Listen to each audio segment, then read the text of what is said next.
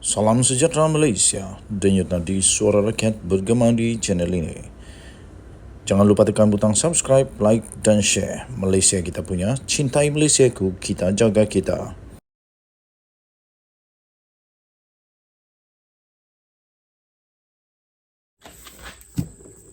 Salam sejahtera Malaysia, denyut nadi suara rakyat bergema di channel ini. Sesuatu yang bakal berlaku dalam UMNO amat luar biasa. Sesuatu yang mengejutkan bakal berlaku di dalam UMNO.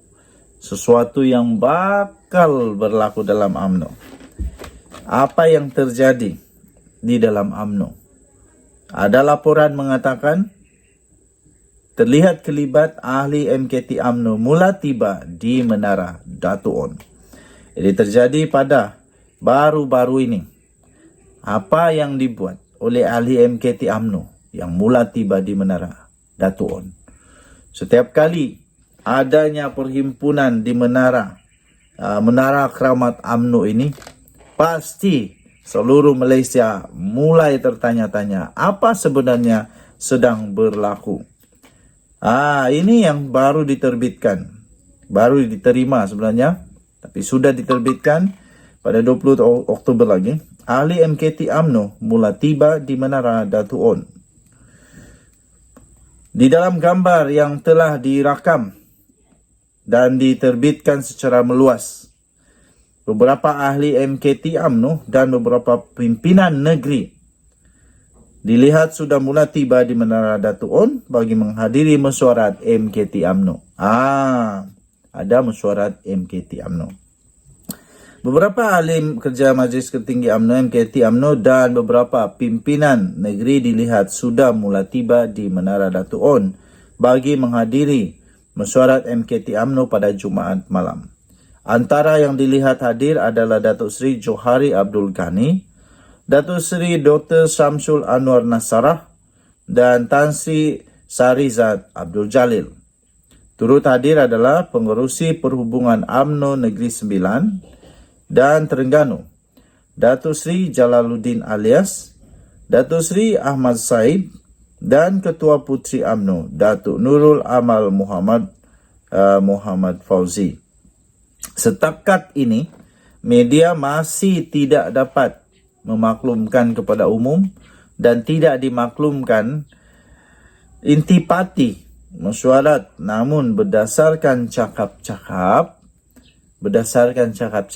ia mungkin berkaitan dengan pilihan raya kecil PRK Parlimen Kemaman dan Dewan Undangan Negeri Dun Jepak. Isu konflik Palestin juga mungkin disentuh dalam mesyuarat kali ini yang difahamkan bermula pada jam 9 malam. Media kini hanya menunggu di lobi Menara Dato' On dan bersedia sekiranya ada sidang media daripada Setiausaha Agung UMNO iaitu Datuk Dr. Ashraf Wajdi Dusuki. Jadi apa yang berlaku sebenarnya? Ada mesyuarat ahli Majlis Kerja Tertinggi UMNO. Soalannya, kalau memang betul intipati mesyuarat itu ialah tentang PRK Kemaman, adakah Barisan Nasional akan bertanding di sana lagi? Baguslah. Bagi saya, pendapat saya, baguslah kalau UMNO yang bertanding di sana. Kerana kalau parti lain yang bertanding di sana, contohnya Pakatan Harapan, agaknya susahlah untuk Pakatan Harapan PKR menang di sana. Apalagi DAP memang tak boleh menang lah di Kemaman, susahlah.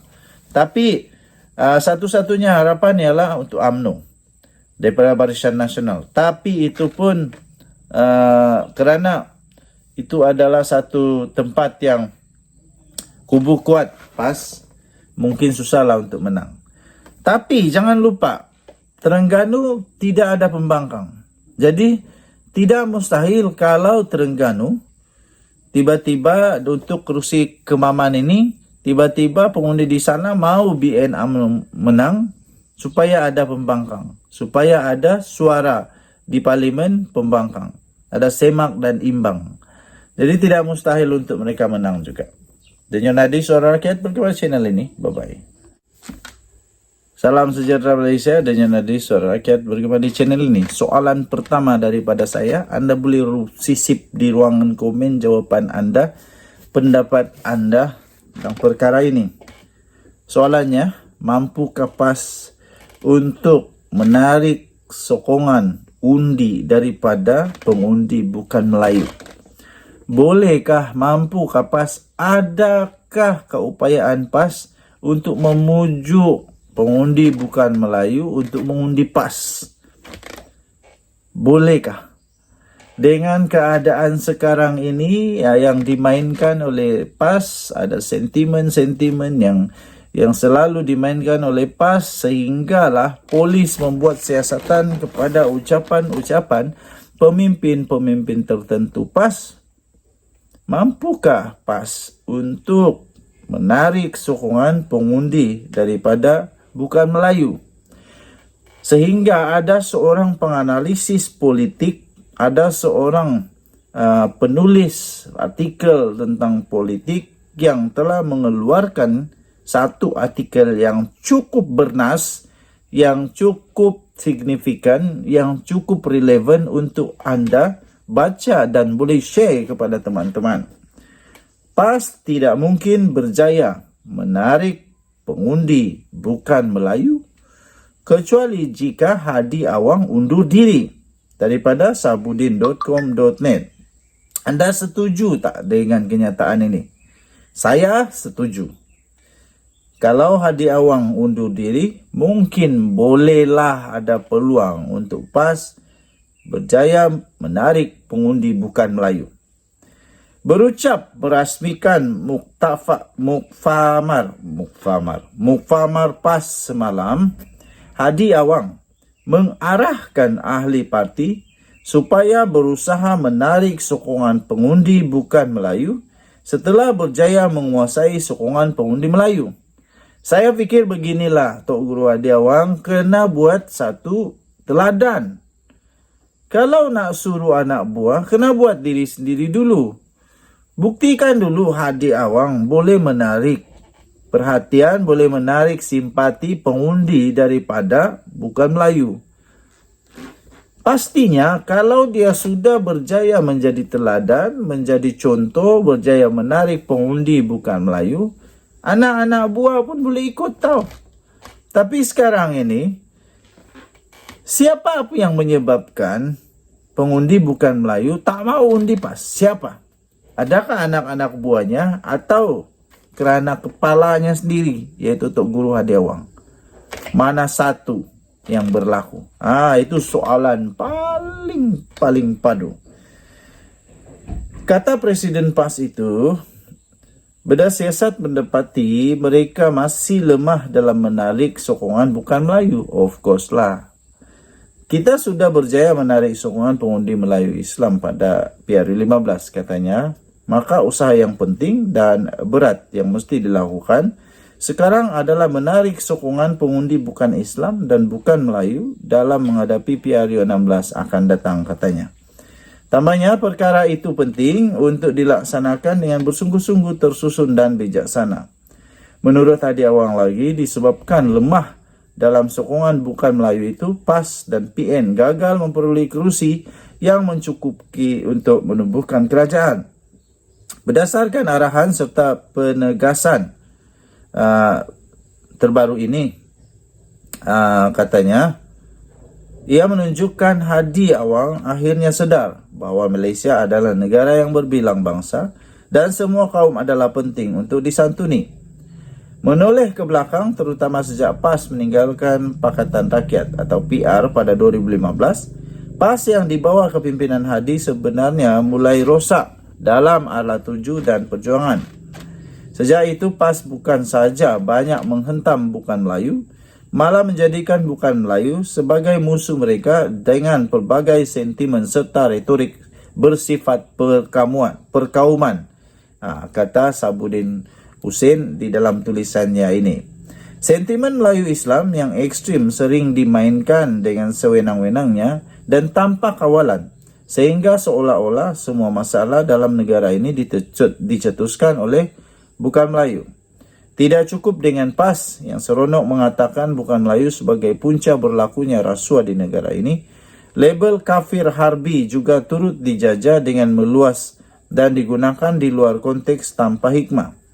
Slogan Islam for All yang pernah dilaungkan sebelum ini lantas dikebumikan tanpa nisan. Sebelum ini, mahu tidak mahu walaupun berjaya menjadikan sokongan Melayu melimpah, tetapi dalam masa yang sama menyebabkan undi bukan Melayu pula makin menjauh. Akhirnya siapa yang rugi? Agaknya setelah berjaya berada dalam kerajaan selama 33 bulan sebelum ini dan keseronokan mendapat berbagai nikmat masih menghantui kenangan, PAS kini akhirnya tersedar bahwa sokongan pengundi bukan Melayu,